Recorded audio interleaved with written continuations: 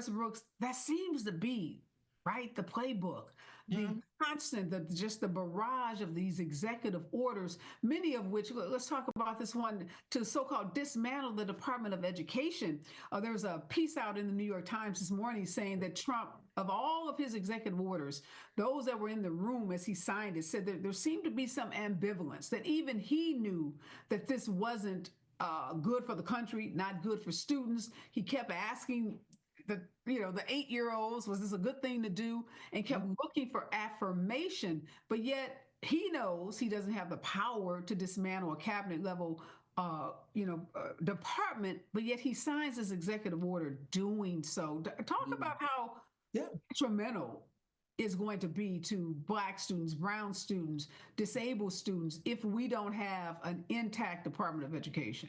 So let me just start with a biographical revelation. I teach at your alma mater, Harvard. I went to Yale Law School.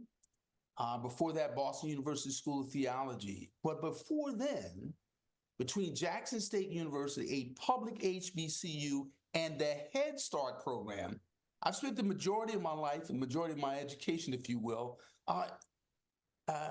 in public schools, right? So I'm in debt to the legacy, a part of the legacy of the Department of Education. So let's just begin with this. So when the Department of Education was created under President Jimmy Carter, subsequent Republican presidents had promised to dismantle it and were unable to do so, in part because many red state governors, red state senators, red state congressional representatives understand the Department of Education, which really provides a relative minuscule fraction of all the dollars going to public education, provides critical resources for students in poor communities, in rural communities, children with disabilities. Let's be honest here.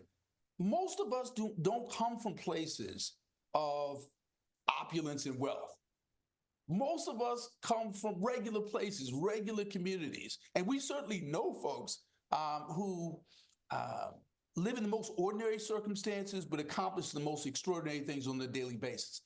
What the president has done without authority, as you well know, is a great lawyer, is that Congress has the power of the purse in terms of allocations. Congress has the power to create federal agencies or to close federal agencies. So the president issues an executive order that says we're going to dismantle the Department of Education to the extent possible, right? So this squirrely, lawyerly language, this kind of wickedly deceptive parenthetical in the executive order, which essentially dismantles the logic of the whole thing, right? So in answer to your question, what does this mean for regular people?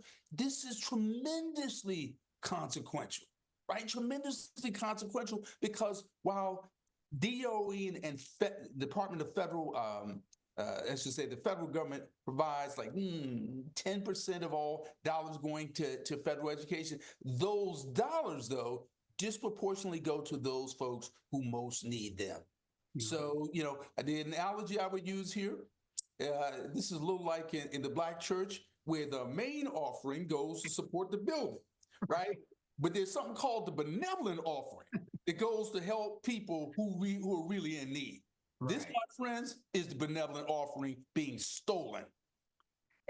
Why do you think, given the consequential nature of this, and as you just brilliantly said, he doesn't have the power of the purse, he doesn't have congressional power to dismantle this federal agency, so the lawyer language in the executive order dismantled to the extent possible, and he talked about the great employees that work at the Department of Education and how so many of the services were going to be transferred to different departments. Why aren't more people jumping up and down, recognizing that this doesn't mean the complete end of the department, but it is the gutting of the department?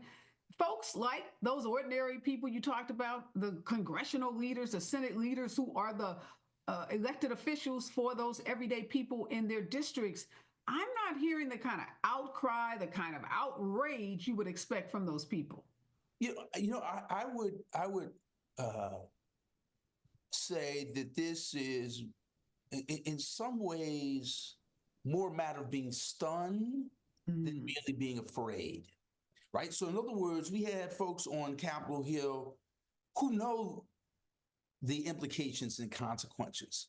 But because there's literally a catastrophe a moment, a calamity a moment, a tweet a moment, we have many people in Washington who are simply stunned. They're trying to figure out, where do we begin every day, as opposed to really being afraid of this president, right?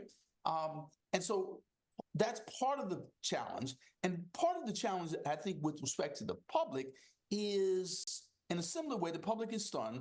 But another part of it is they're trying to figure out, how does this affect me immediately? So we're seeing in the town halls veterans and other groups responding to these cuts. We're seeing in the town halls anger with respect to the tariffs and inflation and the impact on people's 401ks.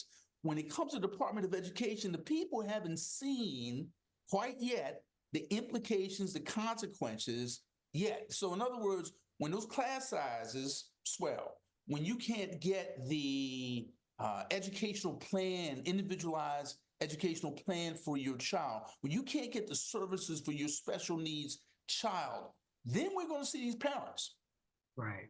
and these communities show up in serious ways. And I also believe we're going to see some of these red state governors, right? So I'm from South Carolina, quite red. I went to college in Mississippi, also quite red. Well, the poorest states, the most conservative states, are really the states that get the most federal dollars. Yes. And they're going to get hurt.